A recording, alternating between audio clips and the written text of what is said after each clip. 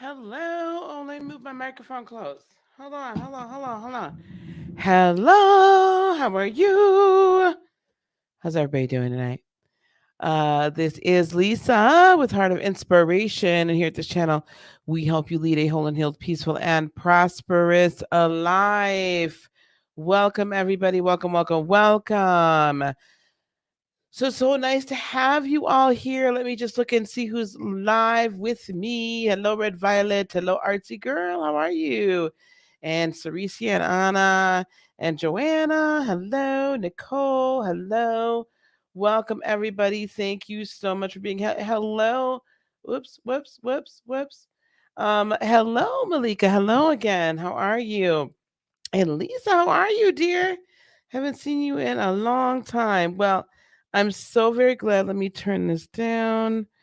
Okay. So I'm so very glad to have everybody here. So happy full moon. Hey, WD. Happy full moon. Happy full moon in Scorpio. This is, I would say, a fairly significant full moon, as most of them are. Um, in that this is really a challenge for us. It's a challenge to see what we love, why we love it, how we love it in all areas of our lives. And I think a lot of us are going to be making, if we haven't already been making some changes, we're going to be making some changes. This is an opportunity for us to truly examine how we really feel about some things in an authentic way that maybe up until now you ain't really done. So this is going to be your opportunity to do so. Okay. So if you haven't had the opportunity to do it, please, if you like this content, please consider liking, subscribing, and sharing. Hit that bell notification as well. And do check out some of the opportunities you have to work with me in the description box below. So let's get started. I'm going to share the screen. And let me make sure this is up. And then we're going to share screen. And then we're going to share a window. And we're going to share this window. And yeah, releasing fear of the predator. Yeah, that's a big one. Okay, can y'all see? Let me make sure. I'm just going to check over here on my phone and make sure y'all can see this. You can see it fairly good. Hopefully, I might pop mine out. Hold on. All right. Normally I'd let y'all, see me and all that kind of good stuff, but I want y'all to see this chart. So remember when I share lunar charts, these charts are going to be from the perspective of the moon as if it were being born today. So this chart, this is a natal chart, quote unquote, of the moon if it was born today. All right. So we have the moon here in all her glory in Scorpio. Moon in Scorpio, just in general, already is going to have you to examine your thoughts, feelings, desires, emotions about everything, right? In great depth. It's going to be in great depth that it's going to be doing this. It's going to have you to review what's happening and review your life. It can be somewhat forgiving, but not totally. And it's going to make you turn that mirror around and see how it is really affecting you. Let me do this. How it's really affecting you at your core. Scorpio is leveraging other people's resources, contracts, like investigation, sexuality, all those hidden things. So Scorpio is all about the hidden. So what we have here is a moon in Scorpio in the hidden things in the 11th house that's being ruled by Libra. Let me show this over here because Libra is on that 11th house cusp. So not only do we have, now I'm going to take this from a higher dimensional level. So we have this seeking of balance, balance of power, balance of energy input and output, balanced relationships, balance, balance, balance.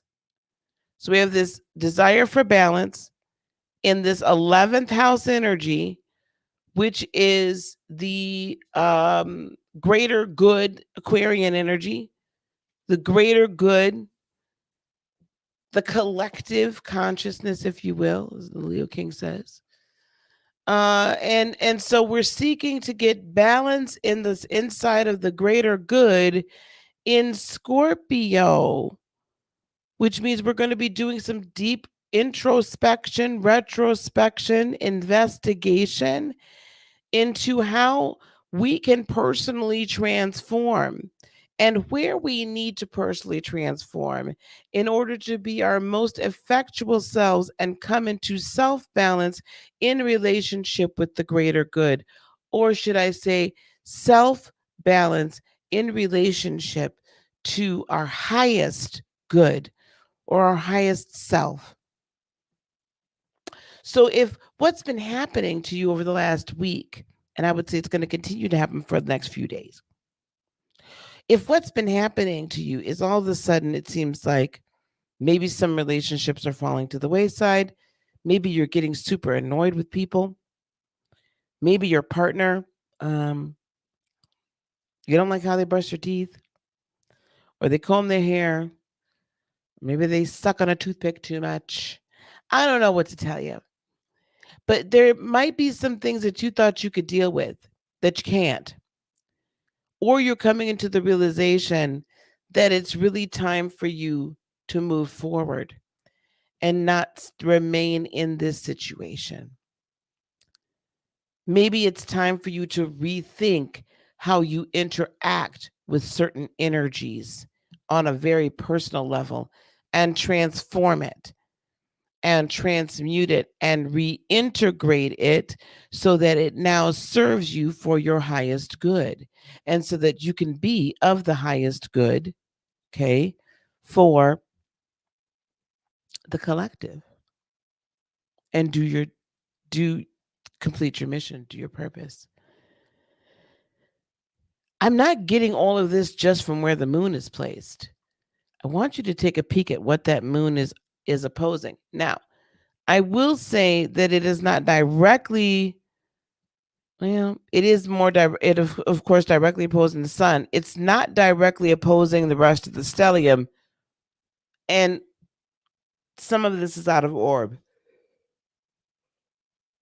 Pardon me. Some of this is out of orb, but we're gonna talk about all this fifth house energy. Lilith isn't in the fifth house. This fifth house energy of the sun, Uranus, Mercury, and Venus, all being in the fifth house in Taurus, all in opposition of the moon. You know, for me, full moons illuminate how we're really feeling about something. Full moons give us an opportunity to look at the reality of the situation from an energetic or energy in motion or emotional perspective to see what energy we're putting in, what energy we're getting out, what energy is bouncing back to us, and where we should properly place and release our energy.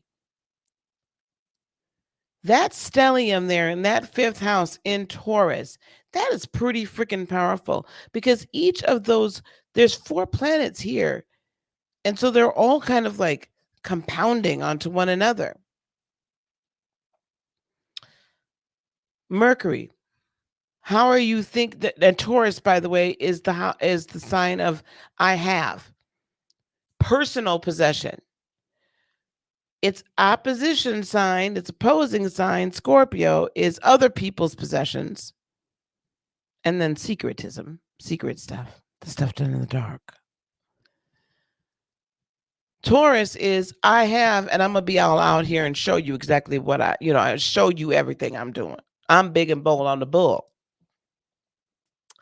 So in the I have, what are my possessions sign is in the 5th house, which is Leo energy, which is that masculine, fatherly, inspirational, passionate, loyal, yet stable. It's a stable passion. Okay. We hopefully our fathers come up with a plan and it's a stable one. I deeply apologize. When I've been talking a lot, so I'm like expanding a whole lot of oxygen. Now, guys, I'm talking about this from a global 5D energy perspective. I understand that I've got rising signs and sun signs and stuff talking here. But I want you to hear what the energy is so you write it out, no matter what your sign is. And if we have time, we'll go into some specific signs in a little bit. But here we have in the I have energies, okay? In the I have space and the I am loyal, I am creative, I am everything. This is a lot of energy to create your own, right, resources, to create, to possess your own ideal of love, to possess love of self without fear, without guilt, without shame. Leos are not fearful, guilty, or shameful. It's kind of hard to shame a Leo. Now, I'm pretty sure most of y'all know that. And it's kind of hard to shame a Taurus, too. Let's just keep it a bean. So, in that regard, this is a lot of how do I recreate my own world so it's lovely? And how do I recreate my own world so that it is beautiful to live in? And what thought processes do I need to change? And how can I creatively exit stage left if I need to? How can I manifest? All manifestation is, it is the end of the process of creation. Your creation happens in your imagination. We're going to talk about that in a minute. Creation happens up here. You send your energy out, put that in motion, get it all coalesced and coagulated and dense, and bring that energy down so it lands in your hand, manifestation. So what are you creating up here that you're going to bring it in, possess? That Mercury and Venus right there conjunct say, I need to rethink my love. I need to rethink my, it can be a person, it can be a place, it could be a thing, it could be a concept, it could be any of those things, a job, a career, or whatever. Am I doing what I'm truly meant to do and I truly love? Am I creatively going towards that process, going towards that purpose, Uranus and Taurus, so that I can possess my purpose, so that I can possess my position, so I can possess my person wholly and fully, being the god or goddess of my person, of my being.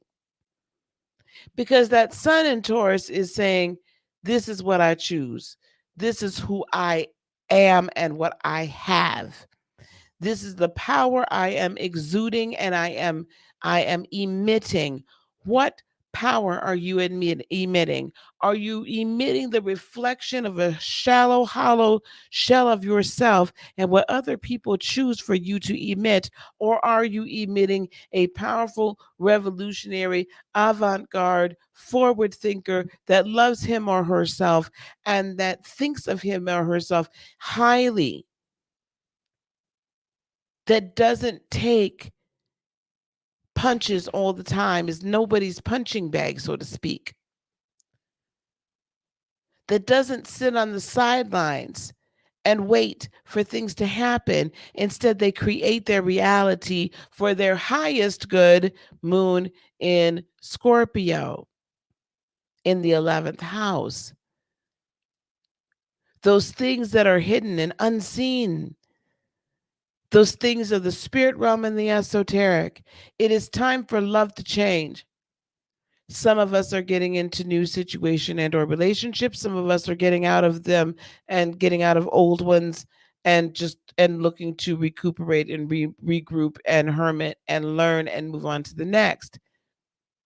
All of us should be looking at ourselves. How are we showing ourselves love, and how are we revolutionizing how we're loving ourselves? Do you understand? Hey, Joy, how are you? Now, let's also discuss this trine. So I have Mars in Cancer. I have Neptune in Pisces. So the moon is trining both of these signs. They're all trining one another. What does that mean? They're all in the same element. The water element, the energy we're putting in motion. Water is a great destroyer as well as a nourisher. Water is a great destroyer as well as a nourisher.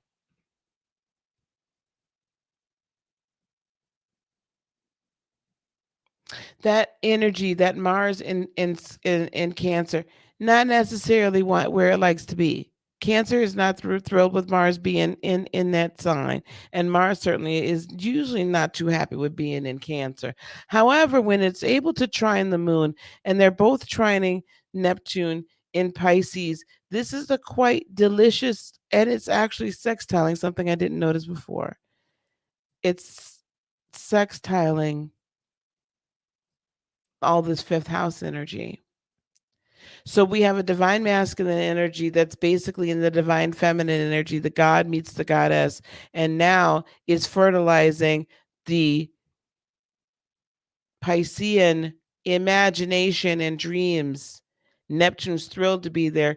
It is in its last decan of Pisces.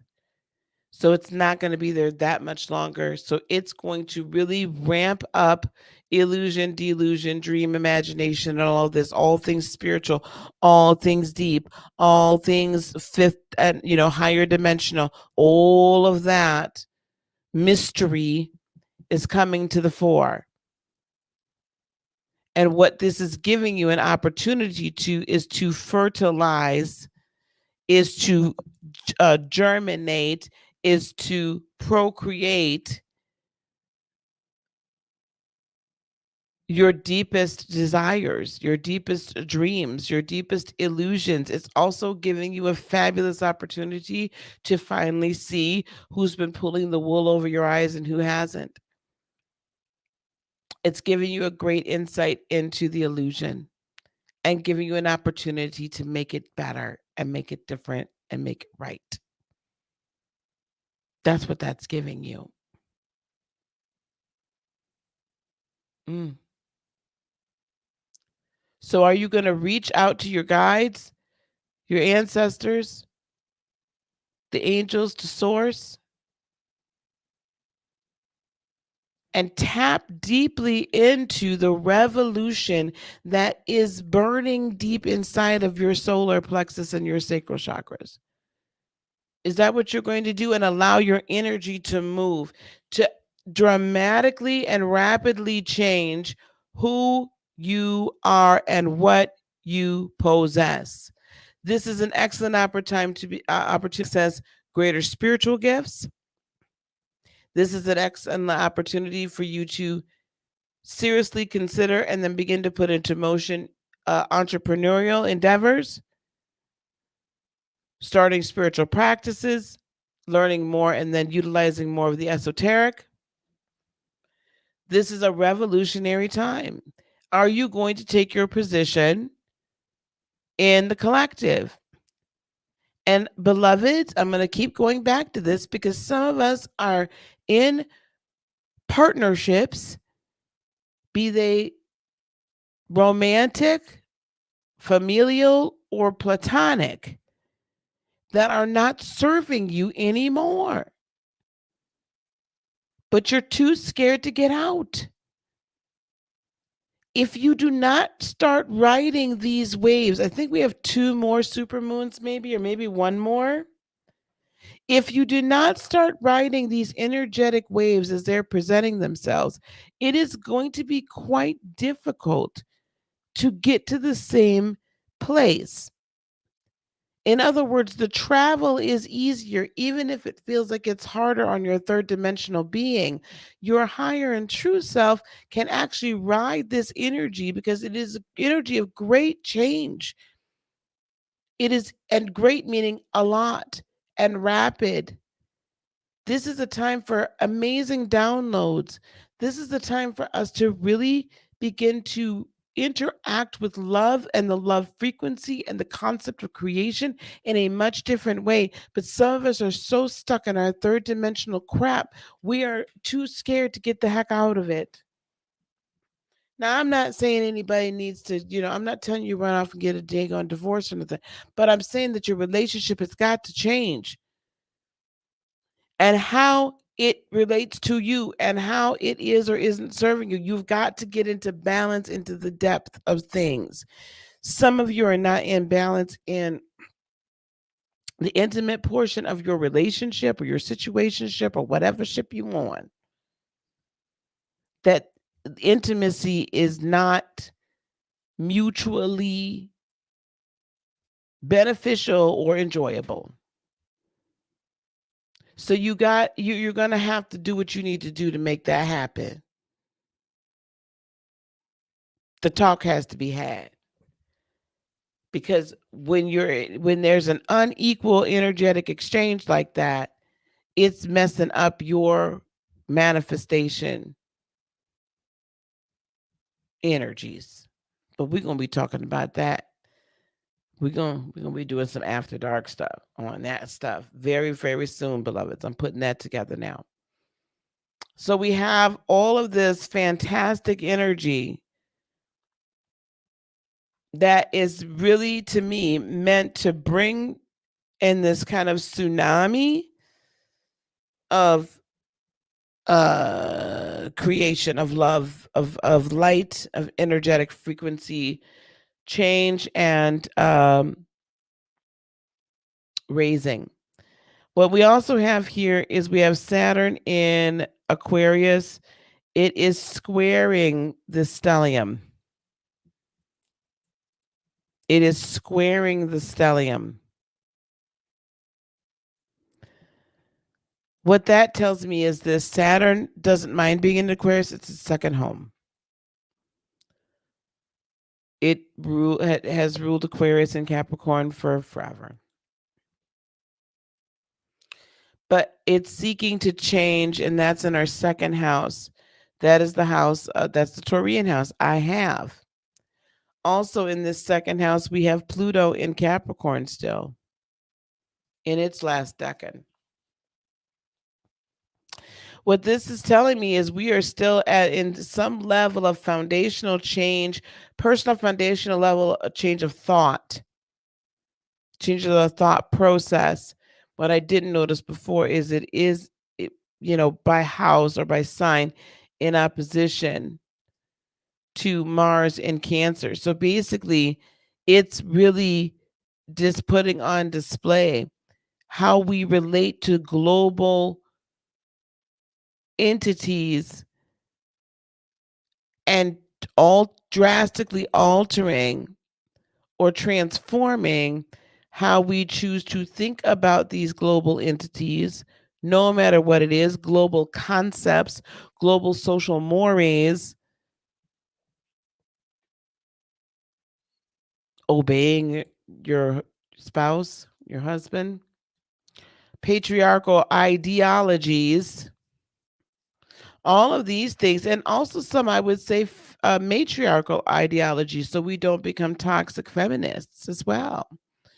So it's giving us this opportunity to really kind of take this last kind of these next few months, this last look at how foundationally we are interacting with the matrix as it's beginning to dissolve and we're elevating to the crystalline new earth frequencies, and Saturn in Aquarius is assisting us in setting up a new foundation for how we are now to interact at a higher dimensional level.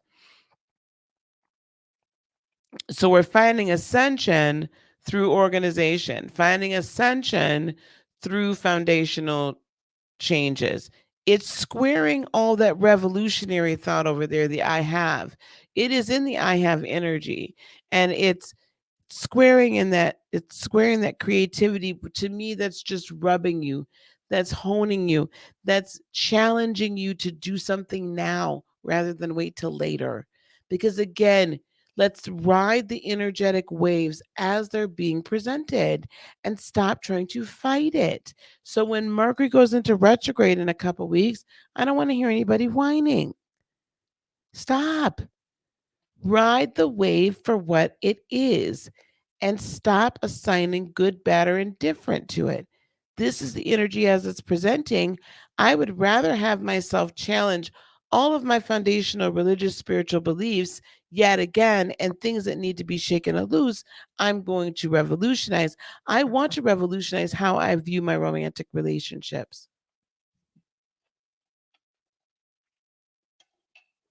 Hey, Tamika. I want to revolutionize how I look at my romantic relationships.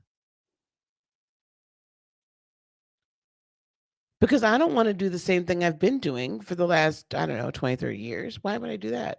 It ain't really worked. So this is the foundation. These are the foundational changes and encouraging you to be creative thinkers. Okay, that's what that's encouraging you to be, is also creative thinkers. And certainly last but not least, not really in the fray, just kind of chilling over here, is Jupiter as it's getting ready to exit Aquarius soon. Well, I think it's going to go to retrograde. Anyway, that's in the third house, house of intellect. So if you've been having a very expansive spiritual thought process, esoteric, your dreams seem to be so big, and some of them seem to be coming true. Hello?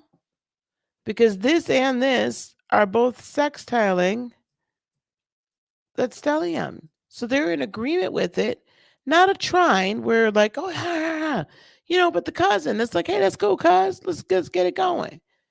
They're saying, yeah, revolutionary. Let's do something new and creative and finally step out of our comfort zone and have some faith that it's going to work.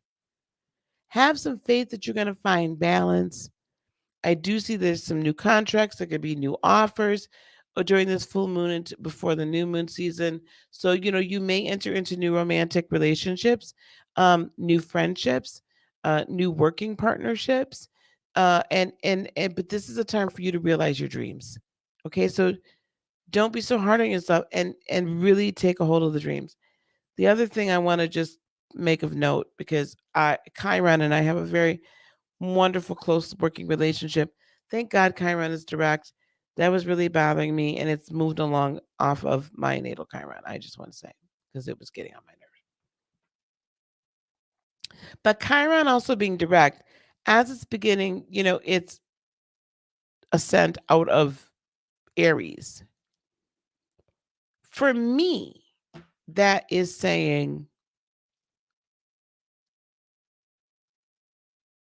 the wounds that we've been dealing with, and that those areas that people just seem to be able to hit us hard with, right? They just seem to be able to get underneath our skin, is not necessarily going to be like, it doesn't hit the same anymore because we've gone through a lot of shadow work and healing it, right? And shadow work and transmutation, and then reintegration into our root chakras. So that's what I believe about that there. So that's my take on this full moon. If you are going to be using a crystal grid, I would say you can use malachite for a focus stone, or if you have some malachite, it's a heart, because I want us to feel that heart. I want us to feel it in our hearts, so we send out the best energy. Labradorite will really help you stay in tune. So if you have some of that, you can use either the focus stone or the other stones, the supporting stones. Kyanite, if you're going to use grounding stones, I would stick with more of an obsidian or a hematite. You need something stronger. There's a lot of strong energy here. I don't want the tourmaline. Tourmaline, I feel, even though it's effective and effectual, I want something a little more sturdy, a little hardy. I would say rose quartz could be used for that love factor. Pyrite for monetary, or citrine. But I want some good hardy ones. I don't think you need the tiger's eye, because there's not a lot of need for protection.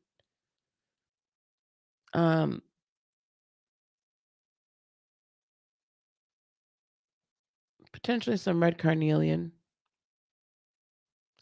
So I would just, stick with things like that for tonight. All right, guys. Great. Okay, wait. Malika says you let them go weeks ago. It was hard, but it feels better to know the dead weight is gone. Yes, ma'am. It's difficult to get used to not being in a position where you are being abused, or where your life is not being controlled, or controlled by fear, for sure. That's a tough one. You do get used to it. You do get used to like real regular life. You really do. Hey guys, down in my description box below, you guys remember we've got Lightworker Academy, right? So we'll be doing for quite some time, our spiritual counselor energy healing course. And I teach astrology in that from a fifth dimensional perspective, or higher dimensional perspective. We teach all about the energy body and energy flow, quantum manifestation and meditation. We teach the tarot, Akashic Galactic Records. Right now we're teaching all kind of the business based basics, right? So how to set up your business, and talk about manifestation, and we were talking about some other things tonight. So it's ongoing. Hey, thanks, Pam. Thank you, honey. So if you're interested in getting your certification or taking this master class, so that you can get out here and do your purpose, I want you to go in the description box below. And I'm talking about the master class. I'm talking about the certification course. You can follow this link. Link. It's been a while since I've typed in here. Linktree. Is it .com? Is it? Oh my gosh, I don't even know. That's bad that I don't know my own Linktree, guys. Somebody help me out. Yeah, link.tree. And go here and book a 15-minute call with me, so we could talk about whether or not it makes sense for you to get involved and sign up, enroll in the course. Okay, so 15-minute call. You can book it right there if you go to that Linktree link there, linktr.ee /heart of inspiration. and let's talk, because we are looking for more light workers to join the ranks and do their work. All right. Any questions, guys, before I sign off? Because I'm going to get on out of here and go do some moon gazing and put my crystals out there in underneath the full moon. And do charge your ascension crystals for sure. This is a great full moon to charge those in, man. Great. And I can put, of course, we will keep you in. Everybody, please keep Ceresia in your prayers for this Thursday. Louise, how are you? Yep, we got Reiki 1 certificates out. I now have an admin, guys. I have an administrative assistant, so life is good again. So you guys are going to get a whole lot of stuff out. You guys are going to get more stuff out. Any questions at all about this moon or anything like that? Because I can hang out for just a few more minutes. Just want to give you guys an opportunity. Wonderful. Okay, well, good vibes. Yes, and we will be praying. We will light some candles. Then, Ceresia, if you have everything for the crystal grids, if you stuff for crystal grid, I would put definitely some pyrite out there, some citrine, hematite if you have it, tourmaline if you have it, obsidian.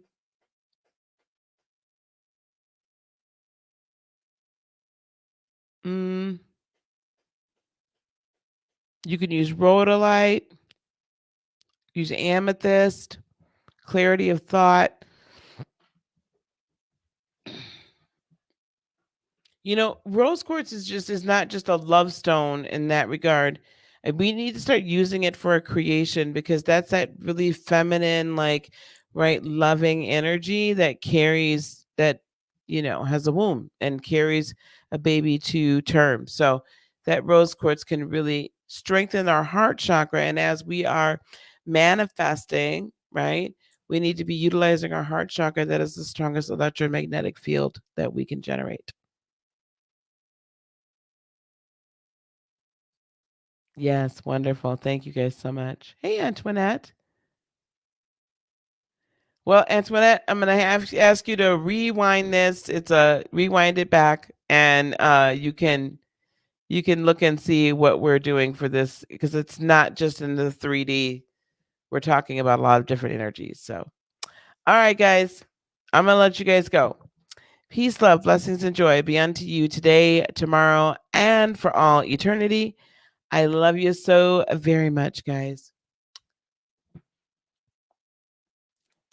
Namaste. Oh, and look for some tarot readings and maybe some spicy tarot readings also this week for May. Talk to you soon. Bye-bye.